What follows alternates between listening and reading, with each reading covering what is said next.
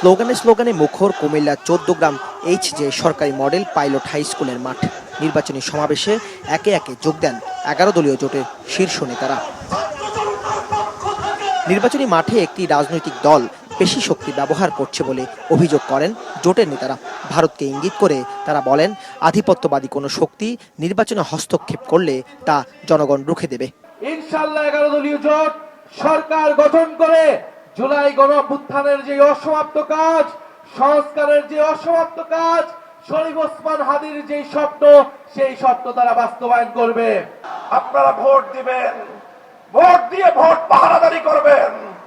কেউ যদি ভোট চুরি করতে আসে, সেই চোরদেরকে প্রতিহত করার জন্য প্রস্তুত থাকতে হবে।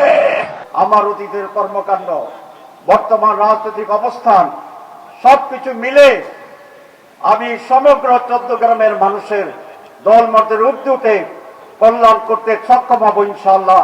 অনুষ্ঠানে প্রধান অতিথির বক্তব্যে জামায়াতের আমির জানান, নির্বাচনে জয়ী হলে পরাজিতদেরও সঙ্গী করা হবে। বলেন, চাঁদাবাজ দুর্নীতিবাজদের প্রথমে সংশোধনের সুযোগ দেওয়া হবে, তাতেও কাজ না হলে নেওয়া হবে কঠোর ব্যবস্থা।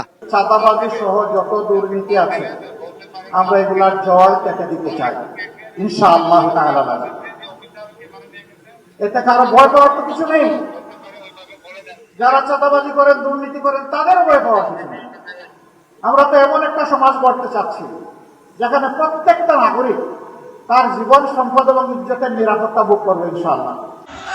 এরপর কুমিল্লার নিমসারে পথসভা ও দাউদকান্দিতে আরেকটি জনসভায় অংশ নেন তিনি।